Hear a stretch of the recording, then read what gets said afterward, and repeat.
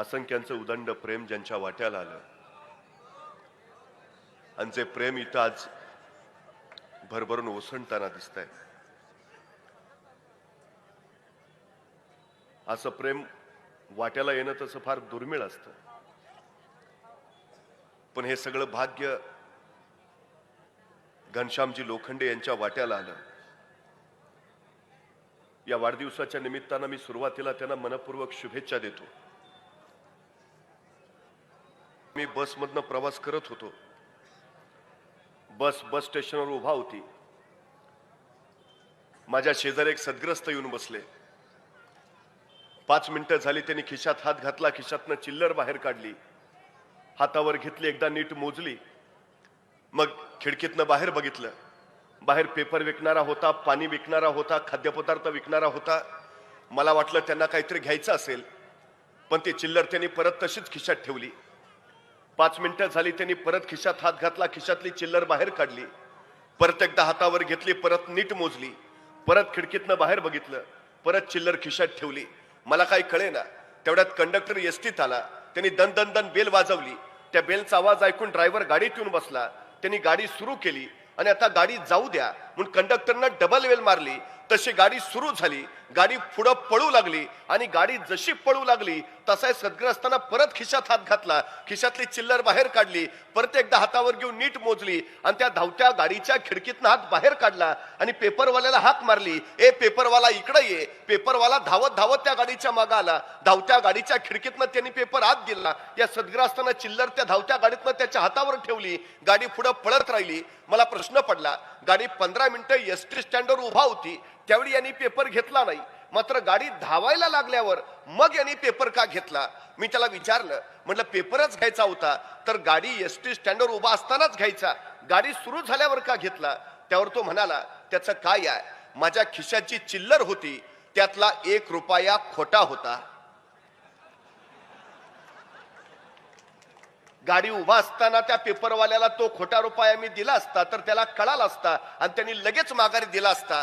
पण आता गाडी धावत पुढे निघाली, त्याला जरी रुपया खोटा इथे कळलं तरी तो काय आता गाडी मागं पळत येत नाही.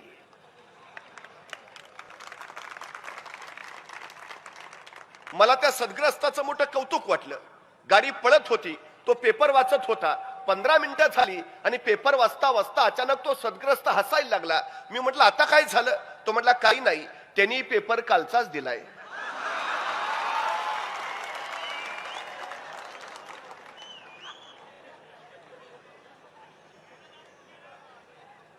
बाहेरच्या जगात हा सगळा असा प्रकार चाललाय. खरी म्हणून खोटी चिल्लर द्यावी आणि वर्तमानपण म्हणून परत भूतकाळच हातावर टेकवावा, अशी काही परिस्थिती आसपास आम्हाला दिसतेय. या सगळ्या पार्श्वभूमीवर घनश्याम लोखंडे नावाचा एक तरुण बंद्या रुपयासारखा खणखणीतपणे उभा राहतो आणि समाजाला वर्तमानामध्ये भविष्याची दिशा दाखवू लागतो. ही गोष्ट निश्चितपणे कौतुक करण्यासारखी आहे आणि निश्चितपणे त्याचं कौतुक केलं पाहिजे. खर तर इतिहास विसरणारी माणसं इतिहास घडवू शकत नाहीत आणि इतिहास घडवणारी माणसं इतिहास विसरू शकत नाहीत. 350 वर्षापूर्वी छत्रपती शिवाजी महाराजांनी या मातीमध्ये इतिहास घडवला. रायगडावर 32 मनाचं सोनेरी सिंहासन उभा राहिलं आणि लोककल्याणकारी राजे शिवकल्याण छत्रपती म्हणून स्थापित झाले. शेतकऱ्यांचं, कामकऱ्यांचं, कष्टकऱ्यांचं राज्य या मातीमध्ये निर्माण झालं. मातीसाठी लढणारी, मातीसाठी झुंजणारी आणि मातीसाठी मरणारी माणसं या मातीमध्ये उभा राहू लागली. हे या मातीचं सगळ्यात मोठं वैशिष्ट्य. खरं तर असाच एक महामेरू या मातीमध्ये जन्माला छत्रपती शिवाजी महाराजांच्या पराक्रमाचा वारसा घेतलेला आणि छत्रपती शिवाजी महाराजांनी स्थापित केलेलं स्वराज्य संवर्धित करणारा हा योद्धा पिढ्यान पिढ्या इथल्या साऱ्यांना प्रेरणा देत राहिला. पण तरी मी एखाद्या मुलाला प्रश्न विचारतो, संभाजी महाराज कसे होते तुम्हाला माहिती आहे का? तो 2 शब्दात उत्तर देतो, संभाजी महाराज रगेल होते आणि संभाजी महाराज रंगेल होते. या 2 शब्दात संभाजी महाराजांचा इतिहास संपून जातो. खरा इतिहास काय आहे, खरी वस्तुस्थिती काय आहे? नानो आरोपांच्या फैरी संभाजीराजांवर छाडल्या, अनेक गोष्टी संभाजीराजांबद्दल सांगितल्या, पण खरा वस्तुपाठ काय, खरा इतिहास काय? 14 मे 1657 पुरंदरावर एका शिवरत्नाचा जन्म झाला आणि आपल्या ज्येष्ठ पुत्राची याद म्हणून मासाहेब जिजाऊंनी त्यांचं नामकरण केलं संभाजी. बघता बघता संभाजींच्या बाल्यनानी सगळ्यांची मन हरकू लागली. पण त्याचवेळी नियतीनं गलती केली. अवघा 2.25 वर्षाचं वय असताना संभाजी राजांच्या मातोश्री सईबाई महाराणी साहेबांचं निधन झालं. डोईवरनं मातृत्वाचं छत्र हरपलं. पिता शिवाजी राजे तर पाटीला मरद म्हणून मुलुकभर दौड घेणारे पित्याचे छत्राच्या वाट्याला यावी कशी, अशा वेळी सामने आल्या जिजाऊ. अजून दुसरा शिवाजी घडवायचं सामर्थ्य या जिजाऊत नक्कीच आहे संगत. आणि जिजाऊ नावाच्या चलत्या बोलत्या विद्यापीठामध्ये संभाजी राजांचं बालपण सावरलं गेलं. संभाजीराजे चालणं बोलणं शिकले. संभाजीराजे लिहिणं वाचणं शिकले. संभाजीराजे नाना कला नाना विद्या याच्यामध्ये तेज तर्रा पारंगत झाले. धर्मशास्त्र, अर्थशास्त्र, नीतिशास्त्र, समाजशास्त्र, राज्यशास्त्र याच्यामध्ये संभाजीराजे पारंगत झाले. 1 नाही, 2 नाही, 3 नाही, 4 नाही, 5 नाही, 6 नाही, 8 नाही, 9 नाही, 10 नाही, 11, 12, 13, 14, 15, 16 भाषा यायला लागल्या संभाजीराजांना. मराठी येते, हिंदी येते, उर्दू येते, कन्नड येते, तामिळ येते, हिब्रू येते, पाली येते, संस्कृत येते. एवढंच नाही, हेनरी ऑक्झेंडन लिहून ठेवतो या छोट्या युवराजाला इंग्रजी सुद्धा येते. 350 वर्षापूर्वी माझा संभाजीराजा इंग्रजीत सुद्धा तेज आणि तरबेज. नुसत्या या भाषा येतच नाहीयेत, या अनेक भाषांमधून संभाजी महाराजांनी काही काव्य ग्रंथ लिहिले. राजकारणाची चर्चा करणारा बुधभूषणम, नायिका भेद, नकशिका तर अध्यात्म चर्चा करणारा 7 शतक हे ग्रंथ संभाजी महाराजांनी लिहिले. वयाच्या 14व्या वर्षी संस्कृत मधून बुधभूषणम नावाचा ग्रंथ लिहिल्यानं संभाजी महाराजांनी या बुधभूषणम मध्ये श्री गणेशाचं वर्णन संस्कृत मधून केलंय. काय लिहितात संभाजी महाराज? पद पदम पत्र समचरण जंग जिमिकन ककर बाकर ना बिललित कबीर उदर लंबित विशालवर उर दीर्घ मुंडी कर देत चारी फल एक दंतर सुंड लवत हरी जात सकल मल. वयाच्या 14व्या वर्षी संस्कृत मधून श्री गणेशाचं संभाजी महाराजांनी केलेलं हे वर्णन आहे. बुद्धीची आवड जोपासलीच, पण त्याचवेळी व्यायामाची आवड सुद्धा जोपासली. मलकाम, भालाफेक, दानपट्टा, घोडेस्वारी, तलवारबाजी याच्यामध्ये संभाजीराजे माहिर झाले. तत्कालीन काळात घोड्याला बेभान पळवणारा आणि रणांगणावर एका पायावर वळवणारा एकाच योद्धा होऊन गेला. त्या योद्ध्याचं नाव होतं संभाजी. ही कला परत दुसऱ्या कुणाला कधी जमलीच नाही. बघता बघता 8.5 वर्ष वय झालं संभाजीराजांचं. आणि त्याचवेळी महाराष्ट्रावर मिर्झा राजा जयसिंगाचं आगमन झालं. शिवरायांना नाईलाजानं तह करावा लागला. पुरंदर असा 23 किल्ले बहाल केले गेले. पण त्याच वेळी मिर्झा राजा पुटपुटला. शिवाजीराजे आपले पुत्र संभाजी आमच्याकडे ओलीस म्हणून राहतील. आणि कडाडले राजे, नाही मिर्झा, हे राजकारण नव्हे. आणि छदमी हसत मिर्झा म्हणाला, शिवाजीराजे हे राजकारणच आहे.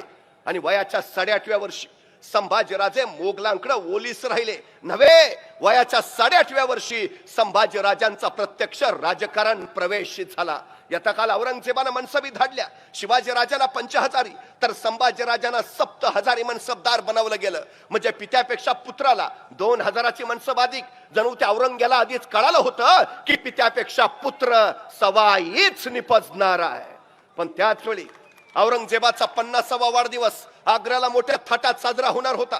सगळ्या मनसबदारांना आमंत्रण धाडली गेली. आणि मनसबदार म्हणून त्या आमंत्रण जसं शिवरायांना आलं तसं मनसबदार म्हणून त्या आमंत्रण संभाजीराजांना सुद्धा आलं. आता जावं तर लागणार, मनसबदार म्हणून आग्र्याला पोहोचावं तर लागणार. पण त्याचवेळी शिवरायांना प्रश्न पडला, कसं न्यावं शंभूंना? 8.5 वर्षाची उमर आहे. या उमरीत हा प्रवास सगळा झेपेल? ऊन वारा वादळ पाऊस अरे कशी टक्कर घेईल? पण त्याचवेळी शिवरायांच्या लक्षात आलं, संभाजी म्हणजे एकट्या शिवाजींच्या पोटाला पोर नाही, तो सह्याद्रीच्या कुशीत आणि महाराष्ट्राच्या मुशीत जन्माला आलेला मराठ्याचा पोर आहे. ते धैर्य ते शौर्य त्याच्या ठायी आहेच. पण या निमित्ताने संभाजीराजांना मोगली रियासतीचा, मोगली दरबाराचा, मोगली राजकारणाचा अगदी जवळून अभ्यास करता येईल म्हणून शिवरायांनी त्यांना सोबत घेतलं. आणि या मुलकापासून आग्र्या मुत्रेपर्यंतच्या मुलकापर्यंतचा तो वैराण वनवास भोगत संभाजीराजे शिवरायांसोबत आग्र्यात पोहोचले. यथाकाल औरंगजेबाच्या दरबारात हजर सुद्धा झाले. पण इथंच औरंगजेबानं जहरी चाल टाकली. शिवाजीराजांना मागच्या रंगेत उभा केलं आणि महाराष्ट्राचा स्वाभिमान उफाळला. भर दरबारात शिवाजी महाराजांनी औरंगजेबाला फटकावलं. असा अपमान शहनशाह हिंदुस्तान गाजी औरंगजेब कुणी केला नव्हता. तो सह्याद्रीच्या नरसिंहानं केला. आणि राजे तिथून तडक निघाले. त्या दिवसापासून शिवाजीराजे औरंगजेबाच्या दरबारात कधी गेले नाहीत. मात्र शिवाजीराजांचे प्रतिनिधी म्हणून संभाजीराजे मात्र औरंगजेबाच्या दरबारात येत जात राहिले. एके दिवशी भर दरबारात औरंगजेबानं या 9 वर्षाच्या शंभूराजांना विचारलं, संभाजीराजे आपण उत्तम कुस्ती खेळता असं मी ऐकून आहे, आपण उत्तम मल्लविद्या जाणत असा मी जाणून आहे. मग संभाजीराजे आमच्या दरबारात सुद्धा चांगले चांगले मल्ल आहेत. आमच्या दरबारातल्या एखाद्या मल्लाशी कुस्ती खेळाल का?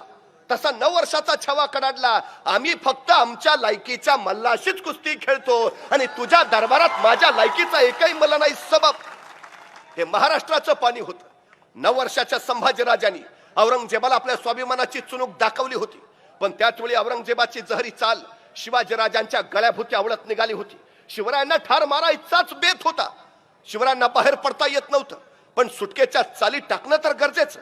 अखेर सुटकेच्या चालीच्या सगळ्या जबाबदाऱ्या शिवाजी महाराजांनी संभाजीराजांवर सोपवल्या आणि औरंगजेबाच्या महालापासून ते कुंभाराच्या वाड्यापर्यंत या सगळ्या चाली 9.5 वर्षाच्या संभाजीराजांनी लीलया पेरल्या आणि एके दिवशी जे स्वप्नातही शक्य होणार नाही ते सत्यात उतरवून महाराष्ट्राचा नरसिंह निसटला. औरंगजेबाच्या हातावर तुरी देऊन निसटला, पण आपल्या एकुलत्या एक पुत्राला मागं ठेवून, संभाजीराजांना मागं ठेवून. यावेळी का पित्याचं काळीज व्याकुळ नसेल, जीव गलबला नसेल? अरे 9 वर्षाचं पोर आहे, कसं ठेवावं माग मरणाच्या दारात, मृत्यूच्या गोटात? जर काय भलतं सलतं झालं तर? आणि त्याही पेक्षा त्याही निरोपाच्या क्षणी इवल्याशा शंभूनी विचारलं असतं राजांना, आबासाहेब आम्हाला सोडून एकटेच जाणार? अरे दर्या सुद्धा हटला असता, माग धरणीकंप झाला असता, कोसळला असता आभाळ. जर विचारलं असतं शंभूनी, आबासाहेब आम्हाला सोडून एकटेच जाणार? पण त्या आई निरोपाच्या क्षणी हा 9 वर्षाचा पोर आपल्या पित्याचा हात हातात घेऊन सांगत होता, आबासाहेब आमची फिकीर करू नका, आमच्यापेक्षा महाराष्ट्राला आपली गरज आधी काय, आपण बिंदोक या. आणि पित्याला कळून चुकलं, पुत्र जाणताच झालाय. याचा काल राजे राजगडावर पोहोचले आणि राजगडावर पोहोचल्या राजाने वार्ता उठवली, वाटेत संभाजीराजांचं निधन झालं. वयाच्या 9व्या वर्षी संभाजीराजांच्या पाठीला जे मरण बांधलं गेलं ते इंद्रायणी भीमेच्या तीरावर मरणाला निधड्या छातीनं सामोरं जाईपर्यंत हे मरण संभाजींची सोबतच करत राहिलं. खर तर शिवाजी महाराजांनी जाणीवपूर्वक हुल उठवली. वाटेत संभाजीराजांचं निधन झालं. हीच बातमी औरंगजेबापर्यंत पोहोचली आणि औरंगजेबानं संभाजीराजांचा पाठलाग थांबवला. सबब काशीपंतांच्या सोबत संभाजीराजे सुखरूप रायगडावर येते झाले. पण गेलेले शंभूराजे वेगळे होते, परत आलेले शंभूराजे आता झाले होते जाणते परिपक्व. मोगली रियासतीचा, मोगली दरबाराचा, मोगली राजकारणाचा अगदी जवळून अभ्यास केलेले. बघता बघता शिवाजी राजांनी संभाजीराजांना दान प्रमुख म्हणून जबाबदारी दिली. मंत्र्यांच्या विरुद्धाचे खटले यायचे, त्याचे निकाल आता संभाजीच्या न्यायालयापुढे होऊ लागले. धर्मावरचे जे खटले शिवरायांच्या धर्मपीठापुढे यायचे त्याचे निकाल सुद्धा आता धर्मपंडित संभाजीराजे देऊ लागले. बघता बघता संभाजींचं वय झालं 14 वर्ष आणि एके दिवशी शिवाजी महाराजांनी विचारलं, संभाजीराजे तुम्ही लेखणी तेच चालवता, पण तुमची तलवार आणि कडाडला छावा, आज्ञा द्यावी आबासाहेब. आणि आज्ञा सुटली. गुजरात खंबायत प्रांत टिपण्याची आणि काळ्या कबिने ढगामध्ये पाण्याचा लोट उरात घ्यावा, तसा शौर्याचा लोट उरात देऊन छावा कोसळला. गुजरात टिपलं, खंबात लुटलं, मामे जादुरा खासे कैद केले. संभाजींच्या युद्धनीतीने अनेकांच्या नजरा विस्पारल्या. बघता बघता जीत हासिल झाली. वार्ता राजांना कळाली आणि कडाडले राजे, द्या 32 तोफांना, आमचा बछडा खाशी जीत घेऊन येतोय. आणि स्वराज्यावर संभाजींच्या पराक्रमाची पहिली मुद्रा उमटली. संभाजी वाढवणारा शिवरायांना पुत्र हवा होता, पराक्रमी, रयतेची काळजी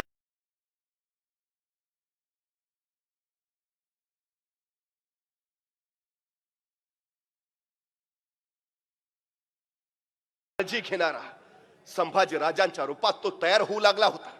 आता शिवाजी राजे फक्त मोहिमा आखायचे आणि रणांगणावर त्याची अंमलबजावणी संभाजीराजे करायची. स्वराज्याच्या सीमा संभाजीराजांच्या समशेरी वाढवत राहिल्या. बघता बघता स्वराज्य वाढत वाढत वाढत राहिलं. संभाजींचं वय झालं 17 वर्ष. महाराष्ट्र तेवढे आनंदून गेला होता. रायगड तर अगदी ओला चिंब झाला होता. 750 वर्षाचा पारतंत्र्याचा अंधार हटणार होता आणि रायगडाच्या माथ्यावर स्वातंत्र्याचा सूर्य प्रकटणार होता. राजे छत्रपती होणार होते आणि झाले झाले झाले राजे छत्रपती झाले. या म्लेंच पातशाहीमध्ये एक मराठा एवढा पातशाह झाला, ही गोष्ट काही साधी झाली नाही असं बखरकरांनी त्याचं वर्णनही केले. पण त्याच वेळी आणखीन एक गोष्ट घडली. आतापर्यंत मराठे जास्तीत जास्त सरदार होत होते, संभाजी पहिले छत्रपती पुत्र ठरले. आतापर्यंत मराठे जास्तीत जास्त वजीर मिळवत होते, संभाजी पहिले युवराज झाले. स्वराज्याला युवराज मिळाला. आणि खरं तर या घटनेपर्यंत संभाजीराजांवर एकही डाग नाही, संभाजीराजांवर एकही आरोप नाही. पण संभाजीराजे युवराज झाले आणि संभाजीराजांच्या चरित्राचं पाणी अशा काय पाटाला वळवण्यात आलं की मूळचा संभाजीराजाच पुरता हरवून गेला. खरं तर दादा कोंडकेंच्या चित्रपटात एक गाणं आहे, चंदनाच्या पाटावर सोन्याच्या ताटावर मोत्याचा घास तुला भरवीन ग. आम्हाला बरं वाटतं, चंदनाचा पाट आहे, सोन्याचं ताट आहे, मोत्याचा घास आहे आणि भरवायला ते म्हणल्यावर आनंदच आहे. पण हेच गाणं माझ्यासारख्यानं जरा वेगळ्या पद्धतीनं म्हटलं, बाबळीच्या पाटावर जर्मनच्या ताटावर हायब्रिडचा घास तुला भरवीन ग. ऐकायलाही बरं वाटत नाही, बोलायलाही बरं वाटत नाही, खायलाही बरं वाटत नाही. इथल्या चित्रपट निर्मात्यांनी, नाट्य निर्मात्यांनी, कथा कादंबरीकरांनी आमची नेमकी हीच आवड जोपासली आणि जन्माला आलेल्या संभाजीराजांबरोबर कधीही न जन्माला आलेली पात्र चिटकवली. संभाजी नाटकाचे हिरो आहेत, मग नाटकात एखादी नटी पाहिजे, त्याशिवाय नाटक कसं चालणार. संभाजी चित्राचे हिरो आहेत, मग झाडामागं गाणी म्हणत पाळणारी एखादी हिरोईन पाहिजे, त्याशिवाय चित्रपट कसा चालणार. आणि मग या त्यांच्या कथा कादंबऱ्या नाटकाने चित्रपटाच्या पूर्णत्वासाठी संभाजीराजांबरोबर काही नायिका आल्या. मग ती मोहित्यांची मंजुळा, थोरातांची कमळा, ती गोदावरी, ती तुळसा, ती दुर्गा, या सगळ्यांमध्ये यातलं एकही स्त्री पात्र या सृष्टीमध्ये कधी जन्मालाच आलं नाही. ही सगळ्यात महत्वाची वस्तुस्थिती आहे, चुकूनही नाही, विषयच नाही. दाखवला जातो थोरातांची कमळा नावाचा, आधी मध्ये लागतो दूरदर्शनवर. काय दाखवलं त्यात? संभाजी महाराज त्या थोरातांच्या कमळावर जबरदस्ती करतात आणि तो आगात सण न झाल्यामुळे थोरातांची कमळा आत्महत्या करते. चित्रपटाच्या शेवटी पडद्यावर तिची समाधी, वर्णनिवेदन, हीच त्या थोरातांच्या कमळाची समाधी जिच्यावर संभाजीराजाने अत्याचार केले आणि तिनं याच ठिकाणी आत्महत्या केली. ती समाधी शोधायला मी पन्हाळ्यावर गेलो, समाधी शोधून काढली, इतिहासाची पानं चाळली. इतिहास संशोधक वैद्य गुळवणी यांनी त्याच्यावर चांगला प्रकाश टाकलाय आणि सगळं बघितल्यावर मग लक्षात आलं, ही जी थोरातांच्या कमळाची म्हणून समाधी दाखवली जाते ती समाधी थोरातांच्या कमळाची नव्हे, ती समाधी आहे सरदार यशवंतराव थोरात आणि त्यांच्या पत्नी गोंडाबाई थोरात या दोघांची. तर आम्ही म्हटलं कुठून त्या चित्रपटाच्या निर्मात्याला शोध लागला असेल, ही थोरातांच्या कमळाची समाधी, त्याच्यावर काय लिहिलंय ते वाचलं, आश्चर्याचा धक्का बसला. थोरातांची कमळा निधन पावल्याचं साल लिहिलं होतं 1698 साल आणि संभाजीराजांचा मृत्यू झालाय 1689 साली. म्हणजे संभाजीराजांच्या मृत्यूनंतर 9 वर्षांनी थोरातांची कमळा मेली. मग तिच्या नंतर 9 वर्षांनी जबरदस्ती करायला संभाजींचं भूत गेलं होतं का? पण हा साधा प्रश्नही आम्हाला कधी पडला नाही. उघड्या डोळ्याने आमचाच राजा बदनाम होताना आम्ही बघितला, आमच्या मनात प्रश्न शिवला नाही. अरे ज्या जिजाऊनी शिवाजी राजांना घडवलं त्याच जिजाऊंच्या तालमीत हा संभाजी राजा तयार झालाय, असा असेल कसा? तो औरंगजेबाचा मुलगा अकबर आपल्या बापाविरुद्ध वैर घेऊन बापाशी भांडायचं म्हणून मदत मागायला आला तो थेट महाराष्ट्रात. कारण त्याला माहिती आहे उभ्या हिंदुस्थानात औरंगजेबाशी टक्कर घेईल असा एकच योद्धा आहे आणि त्या योद्ध्याचं नाव आहे संभाजी. तो इथं आला, रायगडाच्या पायथ्याला पाली, इथं दोघांची भेट झाली आणि या पालीच्या भेटीत संभाजीराजांनी या अकबराला एक मोत्याचा कंटा भेट म्हणून दिला, मैत्रीचं प्रतीक म्हणून. आणि संभाजी महाराजांनी दिलेला हा मोत्याचा कंटा या नादान अकबरानं एका नर्तकीला देऊन टाकला. ही वार्ता संभाजी महाराजांना कळाली आणि संतापले संभाजीराजे, ज्याला मैत्रीची कदर नाही त्याच्याशी पदर आम्हाला जोडायचाच नाही, फेलफोर त्याच्या सवलती बंद करा तुरंत. का नातच तोडलं संभाजीने अकबराबरोबर? का? कारण आपण दिलेला मोत्याचा कंटा त्या नादान अकबरानं नर्तकीला दिला. ही साधी गोष्ट ज्याला सहन होत नाही तो स्वतःच्या चारित्र्याबद्दल कसा असेल? जेवढं शिवरायांचं चारित्र्य शुद्ध आणि स्वच्छ आहे तितकंच संभाजीराजांचं चारित्र्य सुद्धा शुद्ध आणि स्वच्छच आहे. ही गोष्ट आम्ही लक्षात घेतलीच पाहिजे. अनेकांनी आरोप केले संभाजीराजे व्यसनी. अहो काय काय नाटकात त्यांची एंट्रीच हातात ग्लास घेऊन. कुठनं शोध लागले? आमच्या साताऱ्याला एक इंग्रज गव्हर्नर होता ग्रँड डफ, त्यांनी पहिल्यांदा मराठ्यांचा इतिहास लिहिला. हा इतिहास लिहिताना औरंगजेबाच्या दरबारी असणाऱ्या खापीखानाच्या लिखाणाचा त्यांनी आधार घेतला. आता खापीखान संभाजीराजांचं वर्णन करताना काय म्हणतो? खापीखान लिहितो, संभाजी स्वतःच्या शौर्याच्या बळावर एवढा बुलंद आणि बलाढ्य झालाय की कुणी शत्रू त्याच्यावर आक्रमण करायला धजावेना. जणू संभाजीना आता सत्तेची नशा चढलीये. काय लिहितोय खापीखान? संभाजी स्वतःच्या शौर्याच्या बळावर एवढा बुलंद आणि बलाढ्य झालाय की कुणी शत्रू त्याच्यावर आक्रमण करायला धजावेना. जणू संभाजीना आता सत्तेची नशा चढली आहे. ग्रँडअपनं याचंच इंग्रजीत भाषांतर केलं. सत्तेची नशा चढलेला राजा, intoxicated with the wine of folly and pride. भाषांतर अगदी बरोबर आहे. सत्तेची नशा चढलेला राजा, intoxicated with the wine of folly and pride. पण आपल्या लोकांचं इंग्रजी चांगलं. त्यांनी वाचलं, intoxicated with the wine. Wine घेत होते संभाजी. ग्रँडअपनं लिहिलंय. अरे काय प्रकार आहे. आणखीन एक सांगितलं म्हणे, संभाजी महाराजांनी पोर्तुगीजांना पत्र पाठवलीत, काय आम्हाला दारूची 2 पिंप पाठवून द्या. मागवलं असेल स्टॉक. अरे पण मागवलेली दारू प्यायची नाही, ती तोफेला लागणारी दारू आहे. हे जर तुम्हाला कळत नसेल तर तुम्ही लिहिताना घेतलेली का, त्याचं संशोधन झालं पाहिजे. सुपारीच्या खंडाचं व्यसन नाही संभाजी महाराजांना. सुपारी 9 वर्ष ज्यांनी स्वतःच्या गर्दनीवर महाराष्ट्र पेलून धरला. 9 वर्ष शिवछत्रपतींचं स्वराज्य जो संवर्धित करत राहिला तो छावा असा असेल कसा? आणि हा दिलेर खान आदिलशाहीशी युती करून स्वराज्यावर हल्ला करायच्या बेतात आहे.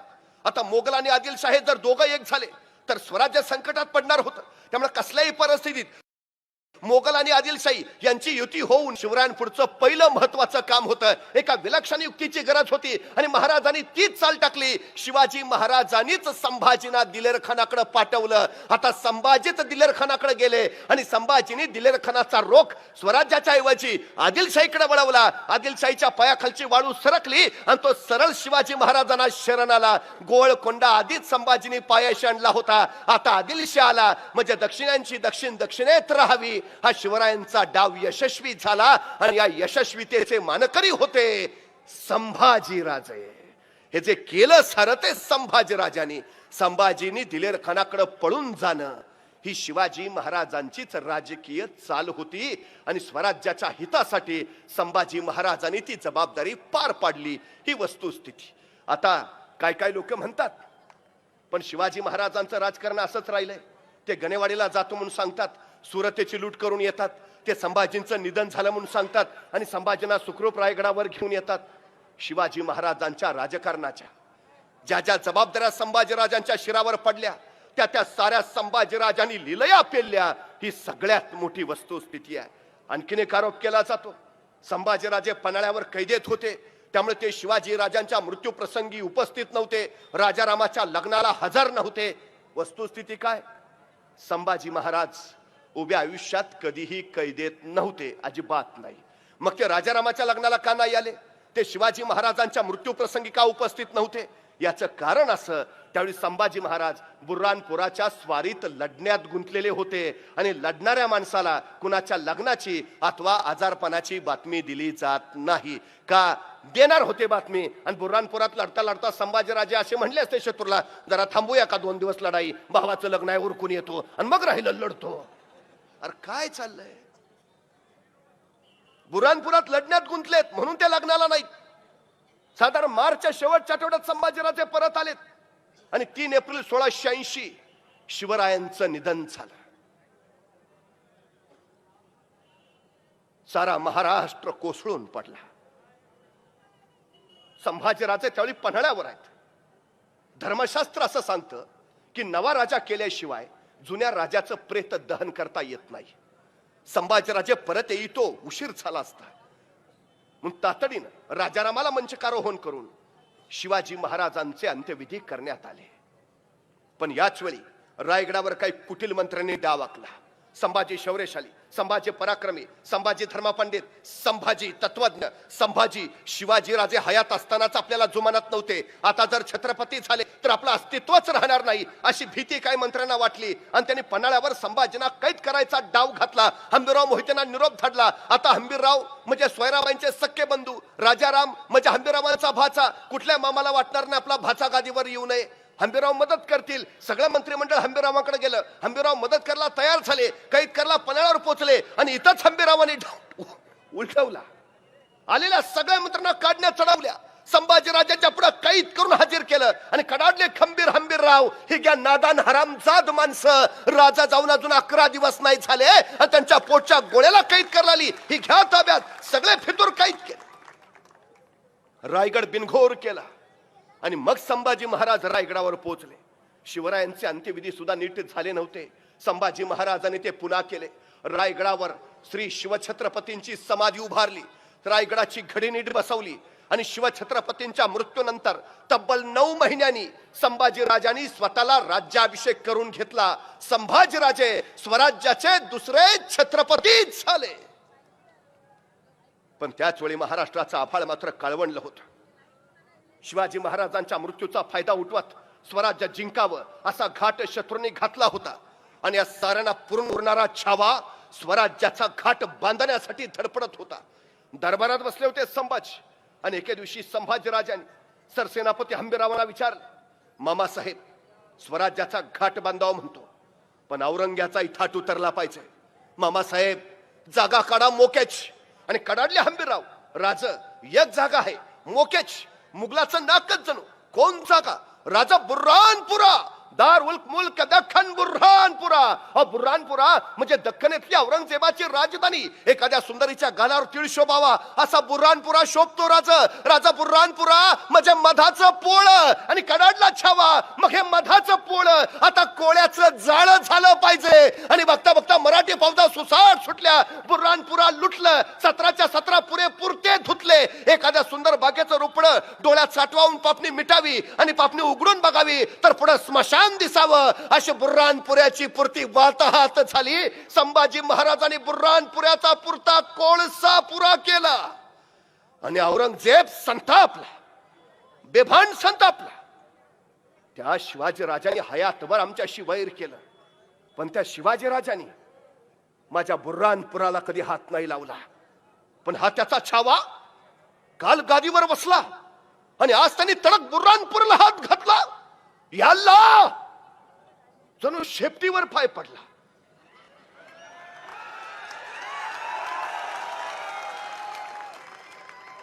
बुर्हानपुरा म्हणजे औरंगजेबाचं हळवं काळीच पान. त्याच्या 2 बहिणींचा जन्म बुर्हानपुऱ्यातलाच. औरंगजेबाची आई निर्वतली बुर्हानपुऱ्यातच आणि औरंगजेबाचं आयुष्यातलं एकुलतं एक प्रेम प्रकरण ते घडलं तेही बुर्हानपुऱ्यातच. त्यामुळे बुर्हानपुरा म्हणजे औरंगजेबाचं हळवं काळीच पान. संभाजी महाराजांनी बुर्हानपुऱ्याला हात घातला नव्हे औरंगजेबाच्या काळजालाच हात घातला आणि संतापला औरंगजेब. तोपर्यंत दुसरा तडका बसला. औरंगजेबाच्या नावाने वसवलेला औरंगाबाद संभाजीराजाने औरंगाबादच लुटलं इतकं लुटलं की औरंगजेबाच्या नावाशिवाय तिथं काही ठेवलंच नाही. तोपर्यंत औरंगजेब आणखी संतापला. औरंगजेबाचा मुलगा शहजादा अकबर बापा विरुद्ध वैर घेऊन आला तो थेट संभाजींकडे. आता या अकबरला स्वीकारणं म्हणजे औरंगजेबाला खुलं आव्हान देणं आणि आव्हानाला पाठ दाखवणं हा गुण संभाजींच्या रक्तातच नव्हता. दिल्लीच्या राजकारणासाठी संभाजी महाराजांनी अकबरला जवळ केलं आणि जणू औरंगजेबाच्या डोळ्यात मिरची पूड पडाली. संतापला, उफाळला बेभान आणि उचलली तिने आपली पावलं खाशी दख्खनेकडं.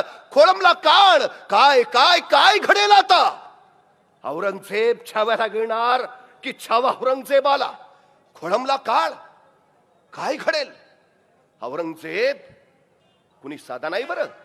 आशिया खंडातलं सगळ्यात मोठं साम्राज्य म्हणजे औरंगजेबाच आणि आशिया खंडातलं सगळ्यात छोटं राज्य म्हणजे माझ्या संभाजी राजाच.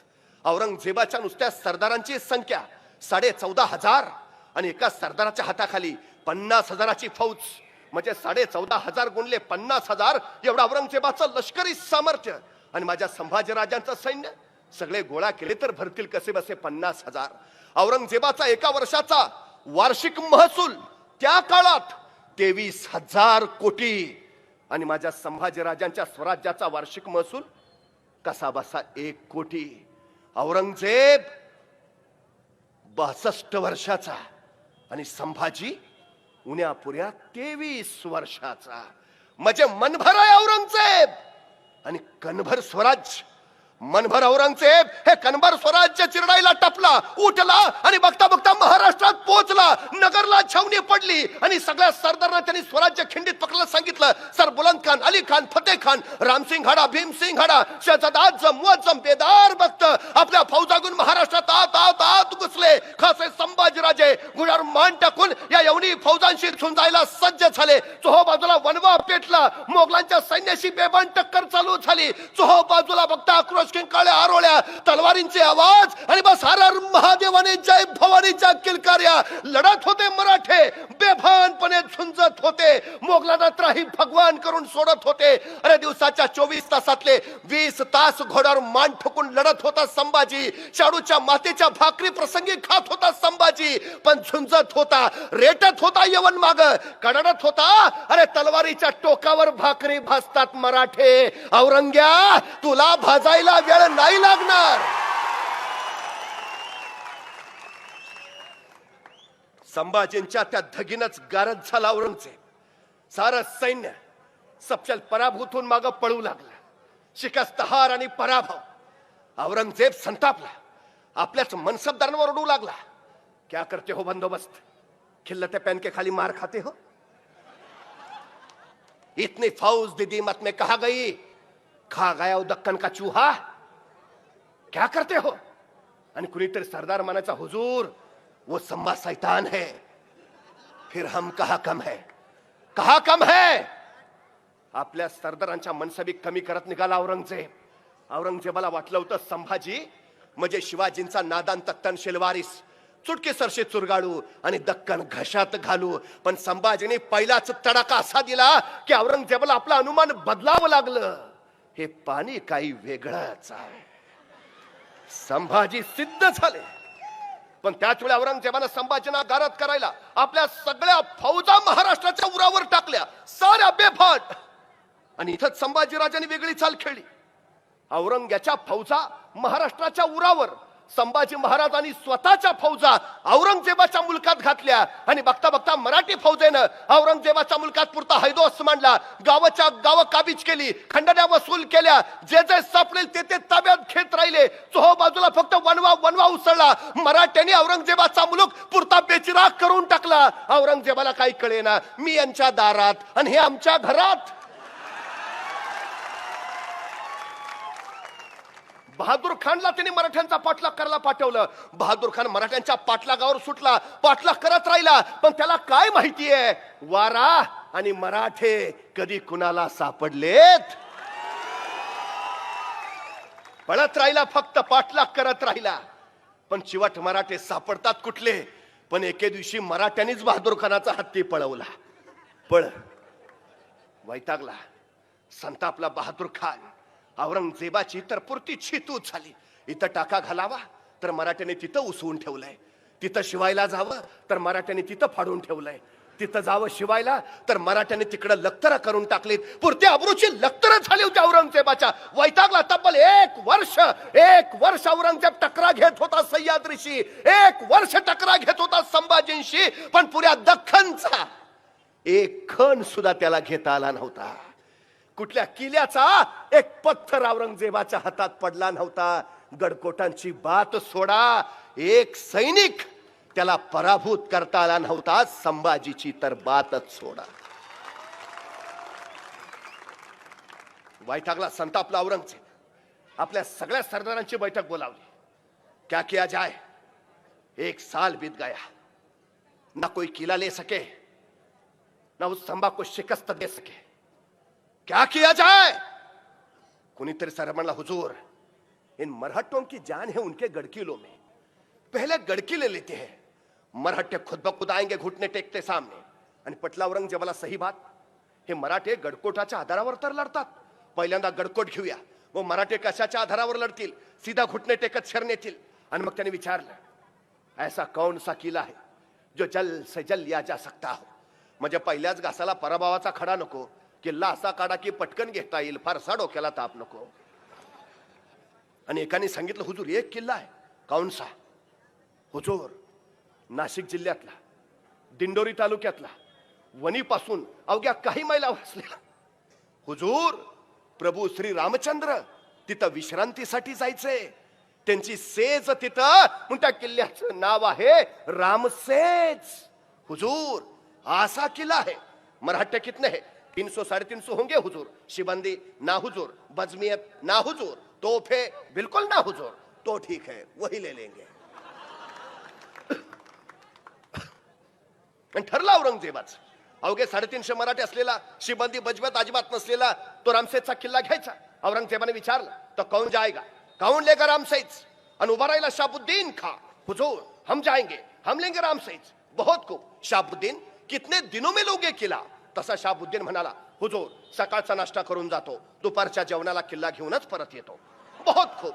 20,000ची फौज दिली आणि निघाला शाहबुद्दीन खान. बघता बघता रामसेजवर कोसळला. आता रामसेजवर आमचा किल्लेदार आहे रामाची पवार आणि सोबत सैन्य अवघे 300. आणि या 300 सैन्याशी झुंजायला 20,000चं सैन्य घेऊन बघता बघता शाहबुद्दीन खान रामसेजला पोहोचला. रामसेजला वेडा पडला. प्रचंड मोठा सेना सगर येतोय. दुसरा कुणी असता तर म्हटला असता चलो भागो, डिपॉझिट पण राहणार नाही. पण हा रामाच्या हटला नाही. पळून जायचं नाव नाही.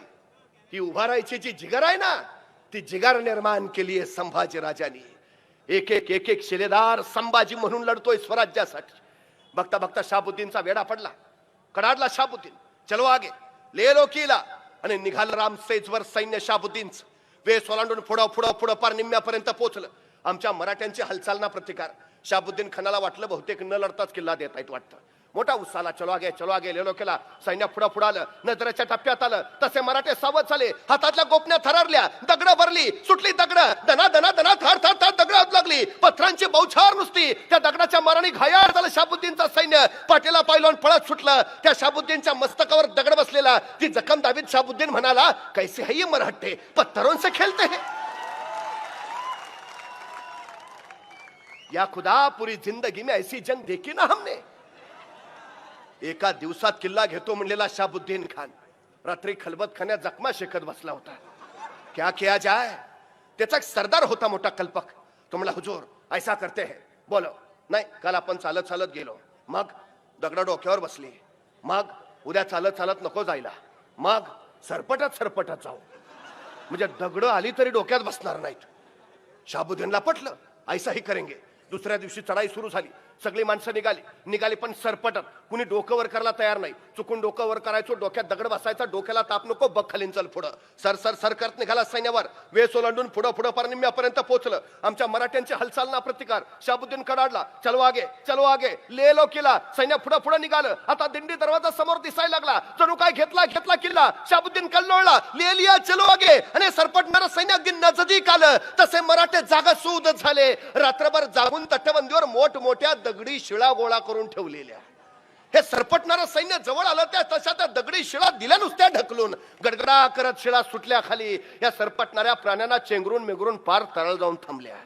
शाहबुद्दीनचं उरलं सुरलं सैन्य पाठीला पायलवान पळत सुटलं. महिना झाला, 2 महिने झाले, 3 महिने झाले, 6 महिने झाले. शाहबुद्दीनला किल्ल्यावर जाता येईना. लढाईचं लांबच. शाहबुद्दीन वैतागला. क्या किया जाए, ये खुद नीचे नहीं आते, हमें ऊपर नहीं आने देते. अरे सामने ही नहीं आएंगे तो लड़ेंगे कैसे, और लड़े ही नहीं तो फिर जीतेंगे कैसे. वर्ष झालं. शाहबुद्दीन संतापला. क्या किया जाए. त्याचा एक तोपखाना प्रमुख होता, महाबत खान. तो बोला, हुजूर ये मराठे खुद नहीं आएंगे, हमें आने नहीं देंगे. ऐसे दिन कब तक निकाले. ऐसा करते हैं, सीधा गोलाबारी शुरू करते हैं, तोपमारा करेंगे. हुजूर 30-32 तोफ आहेत आपल्याकडे. तोपमारा चालू केला तर अर्ध्या तासात किल्ला ढासळेल. आणि पटलं शाहबुद्दीनला सही बात. महाबत खान तयारी कर. महाबत खान कामाला लागला. त्या रात्री शाहबुद्दीन खान निवांत झोपला. आणि बरोबर त्याच रात्री 101 मराठे अलगद गडावरनं खाली उतरले, सरळ शहाबुद्दीनच्या छावणीत घुसले. सपासप कत्तल चालू झाली. आक्रोश किंकाळ्या आरोळ्या, रक्ताच्या चिळकण्या, मुर्द्यांचा प्रेतांचा यात्रांचा हल्ला कल्लोळ उडाला. शहाबुद्दीन खडबडून जागा झाला. क्या हुआ? छापा हुजूर. कौन थे? मरहट्टे हुजूर. कहा गए? निकल गए हुजूर. संतापला शहाबुद्दीन. सीधा हमारे डेरे पर छापा. ये मचाल महाबत खान, तोफे लगाओ. अभी क्या अभी?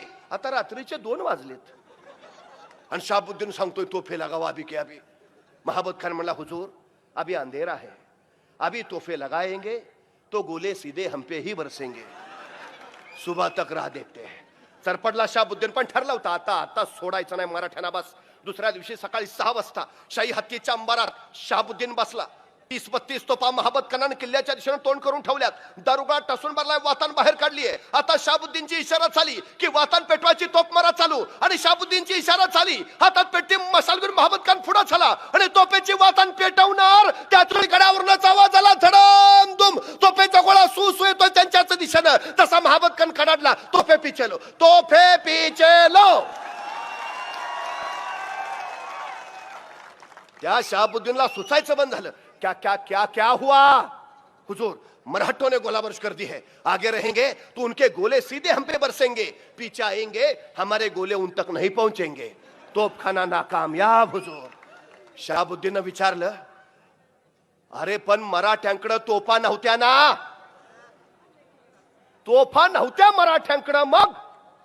तसा महाबत खान म्हणला, हुजूर मराठ्यांकडे तोफा नव्हत्या, डोकं तर होतं.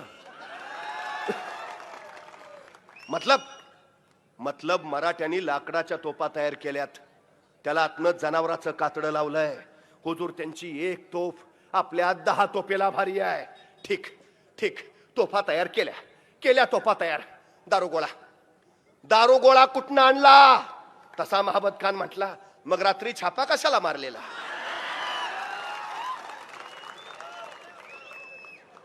हा आपलाच दारुगोळा आहे हुजूर. मराठे परिस्थितीवर रडत नाही बसले, लढत बसले. हे सगळ्यात मोठं वैशिष्ट्य आहे. अत्यंत प्रतिकूल परिस्थितीला सुद्धा अनुकूल कसं करून घ्यावं हे छत्रपती संभाजी राजांकडनं शिकावं. वैतागला शहाबुद्दीन. 1.5 वर्ष झाली, 2 वर्ष झाली, 2.5 वर्ष झाली, त्या रामसेचा टवका उडाला नाही. 300 मराठे आणि तो रामाजी पवार चिवट जिद्दीचा हट्टू कुठला. 2 वर्ष झाली, 2.5-3 वर्ष झाली. शेवटी औरंगजेबाचं शहाबुद्दीनला पत्र आलं, तुम्हारा 1 दिन कितने सालों का होता है, आओ वापस. त्याला माघारी बोलवला. अब कौन जाएगा? उभा राहिला फतेह खान. हुजूर हम जाएंगे, हम लेंगे रामसेज. फतेह खान, तुम्हारे नाम में ही फतेह है, बस हमें एक फतेह दे दो. जब से इस दक्खन में आए हैं तरस गए हैं एक फतेह के लिए. आणि खरा होता औरंगजेबाच 2.5 वर्ष तडपडत होता एका विजयासाठी. ज्याला संभाजी राजांच्या अंगावर पाठवू तो अंग चोरून पळत येई, नाहीतर मार खाऊन पडून राही. आता संभाजींच्या विरोधात लढायचं म्हटलं तर मोगलांना कापरं भरत होतं. एखादा सरदारला सांगितलं जा लढ तर पाठीमागं पळून जात होता. तयार नव्हता कुणी. का? मोगलांची धारणाच अशी झाली होती, अरे तो संभाजी फक्त जिंकण्यासाठी जन्माला आलाय आणि मोगल फक्त हरण्यासाठी आणि मरण्यासाठी तयार झालाय. कुणी तयार नाही हो संभाजी राजांच्या विरोधात. औरंगजेबाला माहिती आहे, पराभव पहिल्यांदा रणात होत नाही, पराभव पहिल्यांदा मनात होतो. जी माणसं मनानं पराभूत असतात रणात जिंकू शकत नाहीत, आणि जी माणसं मनानं जिंकलेली असतात रणात पराभूतच होऊ शकत नाहीत. संभाजी राजांनी मोगलांचा मनात पराभव तर केलाच होता, पण रणातही तो रोज होत होता. या मोगली सैन्याचा आत्मविश्वास वाढवायची गरज होती, आणि म्हणून त्याला एक विजय हवा होता, एक छोटासा विजय. आणि म्हणून तर त्यांनी छोटासा किल्ला निवडला, रामसेज. जल से जल लिया जाए. पण दुर्दैव, हा छोटासा रामसेज सुद्धा 300 मराठ्यांनी त्याला मिळू नाही दिला. विजयाचा एक उन्माद, पुढच्या कैक लढतींसाठी प्रेरणा देणारा ठरतो. म्हणून औरंगजेब सांगतोय फतेह खान बस एक फतेह दे दो, एक फतेह. आणि फतेह खान आला, रामसेजला परत वेढा टाकून बसला. 3 वर्ष झाली, 3.5 वर्ष झाली, टकरा घेत राहिला फक्त. पण रामाजी पवार त्याचे मनसुबे यशस्वी होऊ देना. फतेह खान संतापला. 4 वर्ष झाली, रामसेज अजिंक्यच राहिला. फतेह खानला काही कळेना क्या किया जाय. शेवटी त्या फतेह खाननं सगळ्या सरदारांची बैठक बसवली. क्या किया जाय. आता अशी एखादी बैठक बसली की हमकाच त्याच्यात एखादं तिरकं असतं, ते तिसरंच काहीतरी काढतो. म्हणजे मी कायम सांगतो, एखाद्या गावाचा विकास करायचा असेल, समाजाचा विकास करायचा असेल, 4 गोष्टी फार महत्वाच्या. पहिली गोष्ट, ज्याच्याकडे पैसा आहे त्यांनी पैसा द्यावा. दुसरी गोष्ट, ज्याच्याकडे वेळ आहे त्यांनी वेळ द्यावा. तिसरी गोष्ट, ज्याच्याकडे कष्ट आहे त्यांनी कष्ट द्यावे. आणि चौथी गोष्ट, ज्याच्याकडे तिन्हीपैकी काहीच नाही त्यांनी किमान गप राहावे. अडचण पहिल्या तिघांची नसते, वळवळ ज्याच्याकडे काय नाही त्याची जास्त. चळवळ मोडीत काढायला कायम पुढं हे. आणि असतातच हे तिरके आहे. या फतेह खाननं विचारलं क्या किया जाय. नेमकंही तिरकं उठलं. हुजूर ऐसा करते हैं. बोलो हुजूर, इस किले के सामने हम नया किला उभारते हैं. डोक्याला तापच नको त्यांचा किल्ला घ्यायचा, आपला आपण नवाज बांधू ना. कुणी उद्योग सांगितलाय.